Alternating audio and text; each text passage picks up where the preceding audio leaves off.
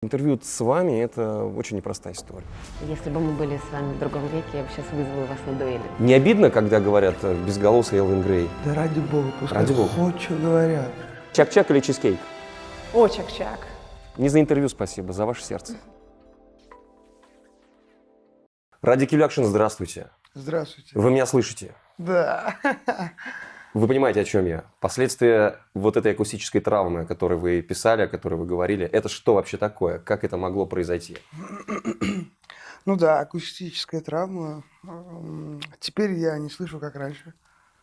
А это произошло от чего? Ну, от громкого хлопота. Мониторный такой хлопок был, и просто заглушило. Это было в Тюмени. Да, в Тюмени. То есть в Тюмени так горячо приветствовали Элвина Грея. Ну да, просто понимаете, обычно же вот уши же закладывают же. Я думаю, это временно, а потом спустя час я понимаю, что что-то уже не так. Уже 2, я уже очень плохо слышу. Поехал в больницу, сразу положили. Контузия. Да. Такая Правильно. эстрадная контузия. Ну, получается, я высокие частоты вообще не слышу. А это, по-моему, это мешает петь?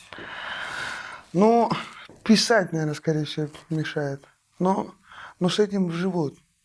Максим Фадеев, Стинг. У них тоже так. Хороший калашный ряд. Макс Фадеев, Стинг и Радикюль Акшн. В принципе, Нет, они живут. я думаю, же, что вас поют это же. должно устроить. Меня вообще интересует сам по себе феномен. Радикюль Акшн. Как такое случилось и что такое случилось, что простой парень из Черниковки, который поет теперь уже на 3 языках, вдруг стал собирать стадионы, вдруг стал собирать арены. Вот вы знаете секрет своего успеха? В чем он? Почему? Как бы пошло не звучал этот вопрос, секрет успеха, да? Но это действительно феномен. Это действительно феномен. Как можно собрать 8, 9, 10 тысяч человек? И если ты не Земфира, не ДДТ и не Стинг, и даже не Макс Фадеев. Ну, в первую очередь, это, наверное, очень большой труд. Труд, хорошо. Все говорят, это большой труд. Ну, что, на реально, самом деле, да. давайте говорить откровенно. Это деньги, это качественный продюсинг, это что? Так, как же сказать? Как же правильно сказать? Ну, Про то, что это труд, все знают. Я тоже могу подтвердить, потому что я общался со многими вашими коллегами, которые занимаются музыкой. Они подтверждают, что вы действительно очень работоспособны, и вы все эти годы настойчиво пахали. Вас же не сразу заприметили. Вам сначала было непросто. да, было непросто. Все это без никаких вложений все началось. Все это было с нуля. Как многие, наверное, говорят сейчас, богатенький сыночек. А мама вложила, папа вложился. Ну, папа у вас... Да, уже с 11 лет нету. И семью я как бы сам смотрел. Ну, не знаю, может, подбор песен, что ли. Вот все это же изучалось уже давно. Я уже начал петь уже со школы. И когда я пел в школе, сначала были только девчата маленькие. А я потом думать начал, а как же привлечь взрослых? Потом попробовал написать более уже серьезную песню, там, про жизнь. Уже взрослые заинтересовались. А потом я думаю, как же можно привлечь мужиков? Спел уже более-менее там про друзей. И потом уже меня начали приглашать продюсеры. Это вот первый продюсер был Юра Шатунова. Я полетел туда, они послушали, посмотрели. Но почему-то мне показалось, что там меня пригласили как музыканта, а не как артиста. А я хотел петь. Потом я обратно вернулся, и уже тут пригласил меня продюсер, с которым я сейчас работаю, Александр Сусаренко. В Москву пригласил, и мы 5 лет просто сидели дома, вот, в студии и писали песни. Просто писал. Один альбом, второй, третий, на русском, на татарском, на башкирском. Но тогда уже появился Элвин Грей. Да. Про псевдоним интересно. А вот сегодня вы все-таки Радик или Элвин? Элвин Грей. Все, мы забыли про Радикюль Акшн. Да, можно даже, можно я даже буду- паспорт поменять. Я буду обращаться к вам все-таки Радик, потому что... Потому что Уфа. Потому что Уфа.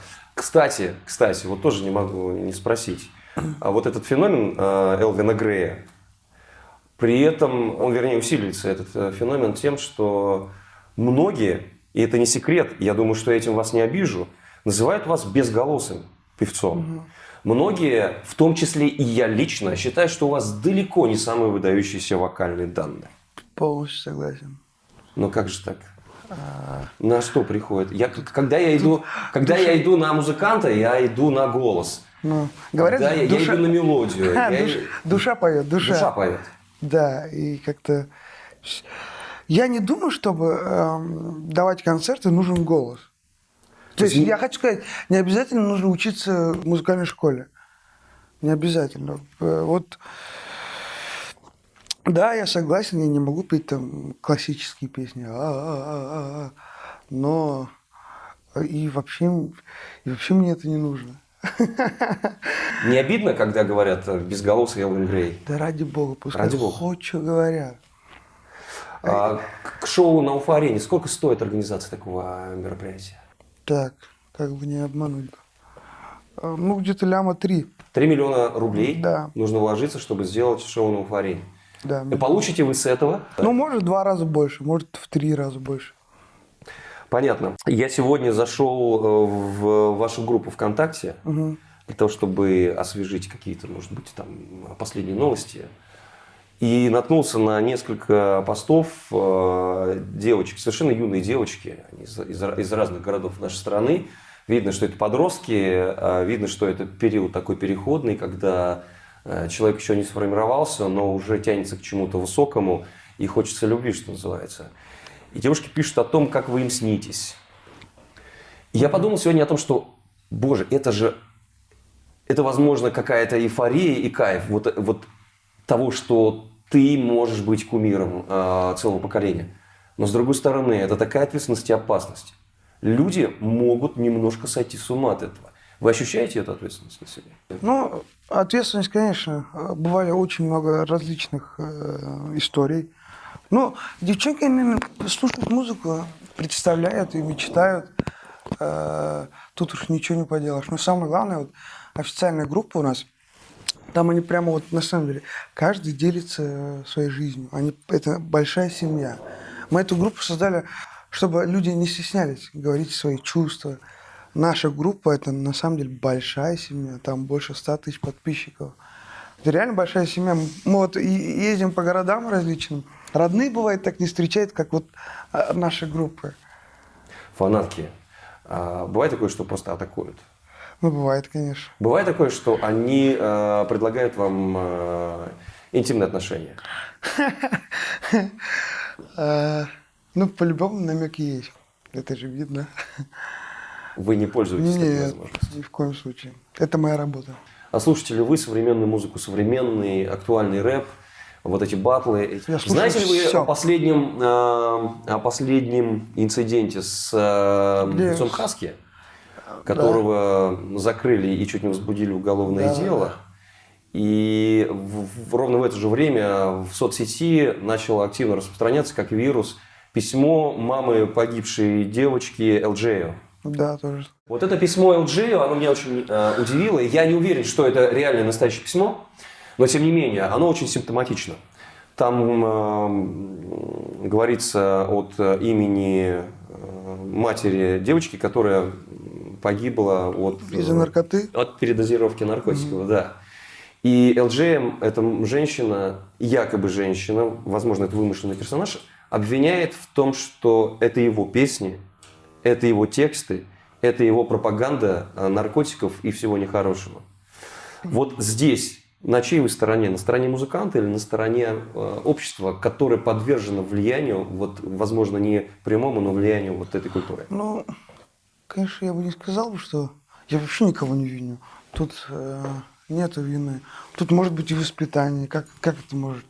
Девочка послушала песню, пошла наркотик купила, что ли? Окружение, может быть. А исполнитель поет, ну, у него такой стиль, что ж поделать. Песня же есть. Секс, наркотики, секс. Тоже красивая песня. Я с удовольствием послушал. Да. Я не слушаю, к сожалению. Может быть, к сожалению, а скорее к счастью, я не слушаю такую музыку. Вашу музыку я тоже не слушаю, но тем не менее, я знаю некоторые вещи. Тогда как вы прокомментируете Мне песню, кажется, которая называется... я вот сейчас отвечу. Я думаю, нужно какой-то закон придумать, что Чтобы не было в текстах слова «секс». да, либо какие-то, чтобы ограничения были, что ли, не Хорошо. знаю. Если вы за ограничения, тогда как вы мне объясните, уважаемый Элвин, он же Радик Милякшин, он же Грей, наличие такого выражения, словосочетания, такого, вернее, предложения в тексте одной из ваших песен, что-то наподобие, сейчас вспомню, давай займемся с тобой любовью на танцполе. К чему вы призываете вот этим юное молодое поколение, скажите? У меня есть племянница, ей... Ну как, любить же можно, по-разному можно любить. Смотря как человек испорчен. Я люблю вот обнимашки. А вас обнимашки? Да, Давай займемся любовью на танцполе. Да.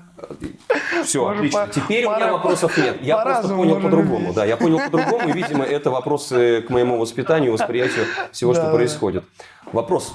А было ли такое, что вот если вернуться к вашей истории успеха, и к тому, что поначалу, вот говорите, 5 лет не выходили из дома и писали, вот было такое когда-нибудь хоть раз, что вы сели перед зеркалом и сказали себе, все, баста, хватит, я пойду лучше на завод.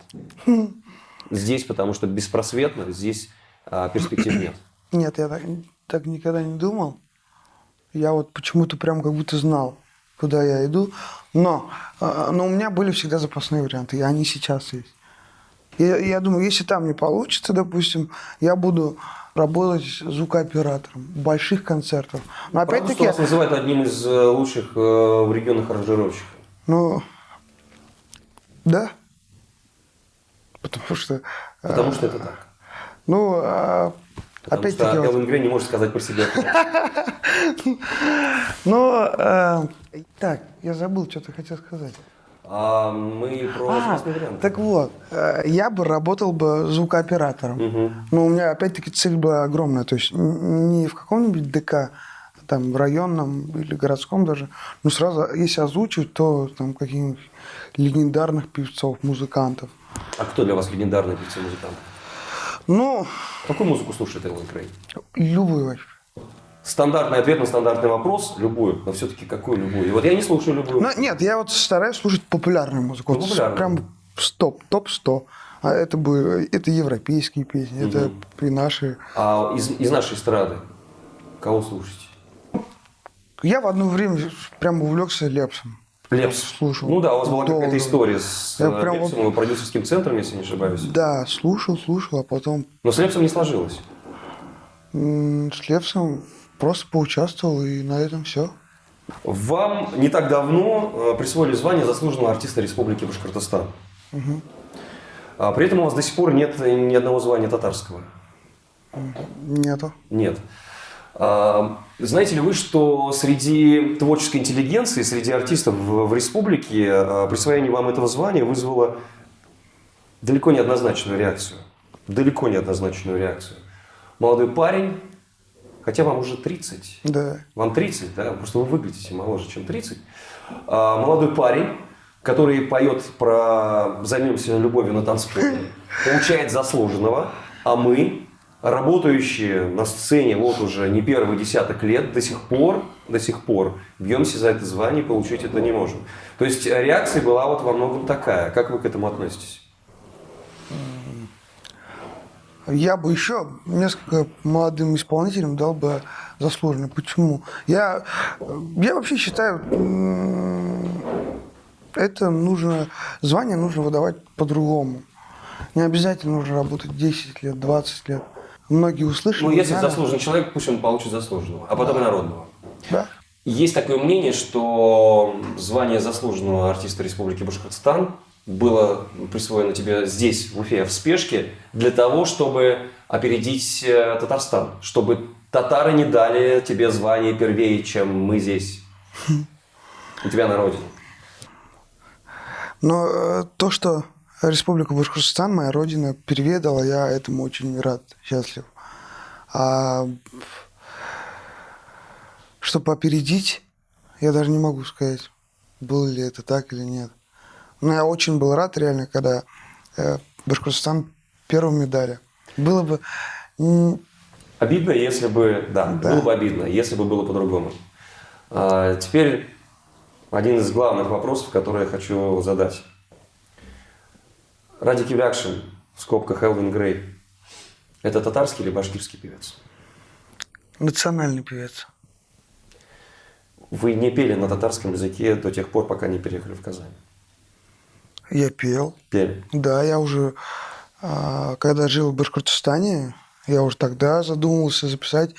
Не задумался, я уже написал татарский альбом. И тогда у меня много башкирских альбомов было также. Я начал писать, изучать потихоньку. Вот как раз, когда в Москве жил, я начал потихоньку изучать татарский язык. Ну, как изучать? Хотя бы читать правильно, чтобы пропевать это. А по сути и в душе вы кто? Татарин? Башкир. Конечно, я чисто, легко и просто могу разговаривать на башкирском. Ну, говорить это одно, чувствовать себя это несколько другое. Я даже, когда в Москву переехал, я думал по-башкирски, а разговаривал на русском. То есть мне было сложно. Много ошибок там всяких. Но я думаю это на башкирском, потому что... Почему задаю вопрос? Потому что в последнее время вы даете много интервью, и в одном из них вы в Татарстане, кстати, давая интервью татарскому изданию или татарским журналистам, вы сказали, что вы башкир, и прямо сделали, вернее, акцент на этой теме. Вот. С другой стороны, чуть позже я прочитал в одном из ваших интервью о том, что вы сказали: «Моя задача – продвинуть нашу татарскую эстраду». И здесь в республике, возможно, кого-то это могло зацепить и немножко задеть, когда вы говорите «нашу татарскую эстраду». Многие люди начали думать, что вы себя больше ассоциируете с Татарстаном, нежели с Башкортостаном. Ну да, была такая тема. Ну, моя задача, самое главное, это национальную культуру вытащить вперед, потому что я даже когда песню выпускаю, я выпускаю на 2 языках. Одно и то же? Башкирскую и татарскую, да. Или, вернее, разные песни, одну и ту же? Нет, одну и ту же песню, на на 2 языках, да. Понятно, но живете вы в Казани. Да. Сейчас ваш дом в Казани. Но сейчас есть в планах переехать в Москву. В Москву. Ради Кюлякшин хочет уехать в Москву. Ну, почему я сейчас в Казани живу? Потому что я, когда жил в Москве, мы же готовили и татарский. Башкортостан, в принципе, меня уже знает. Тогда уже знал. А Татарстан вообще был неизвестным. Чтобы понять, пощупать, прослушать, все это на себя ощутить, то есть весь шоу-бизнес татарский, пришлось переехать в Татарстан. Купить там большой дом. Построить. Построить. Да. Построить дом – это значит уже пустить корни. Ну как, это творческий дом. Творческий дом, там чисто музыка, студия. Мои друзья были у вас дома, и они говорят, что там очень много разных музыкантов. У нас всегда поток. Кто-то прилетает из Казахстана, кто-то из Москвы, кто-то из... И все к вам? Все к нам. У нас двери открыты для музыкантов. Все аранжировщики, клипмейкеры, все. Почему для того, чтобы получить коммерческий успех в первую очередь в музыке, нашим артистам многим приходится уезжать в Казань? Вот этот печальный факт меня действительно очень беспокоит, потому что давайте перечислим самых популярных татарских артистов-певцов, начиная с Салавата Фатхетдинова и Ханиф Фархи. Они наши по земле, что называется, по крови. Тот же самый Ради Кюлякшин. Последнее негативное, никак не встреченное мною на ура движение такое внутри страны из пункта А в пункт Б. Это Рена РНТ, который тоже в этом году переехал в Казань. Да. Почему нужно ехать в Казань, чтобы стать коммерчески успешным артистом? Почему это невозможно сделать здесь, в Уфе? Я, кстати, очень сейчас надеюсь, что сейчас эстрада, шоу-бизнес поменяется. А почему Татарстан? Ну, там почему-то вот реально... Я уже когда маленький был, я уже давно это слышу, что артисты переезжают в Татарстан и становятся большими. Ну, это так и есть. Ну, это факт. Но я думаю, скоро и у нас будут изменения. Мы сейчас набрались колоссального опыта. И то же самое РНТ. Он поехал в Татарстан, чтобы понять, как это работает. Он это реально изучает. У него это хорошо получается. И он может приехать сюда и опять-таки поделиться опытом. Кому из вас, из двух артистов, первому или, возможно, из ваших продюсеров, пришла идея в голову устроить и хайпануть на публичном конфликте? Элвин Грей против Салавата Фатхетдинова. Кто придумал эту историю? А это никто не придумывал. Сейчас вы мне говорите, что это реальная история. Это реальная история. У нее не было режиссера. Клянусь, в жизни я даже с Салаватом Фатхетдиновым не здоровался. Мы не знакомы. И так случилось. И так это случилось. Хорошо. Последний конфликт с госпожой Уразовой. Он тоже реальный? Он тоже, да, реально. Да, многие, кстати, пишут, а что, опять хайп, что ли? Хайп, тем более еще перед концертом получилось. Ну, там реально так получилось. Уразова берет и регистрирует песню на себя. Без нашего ведома.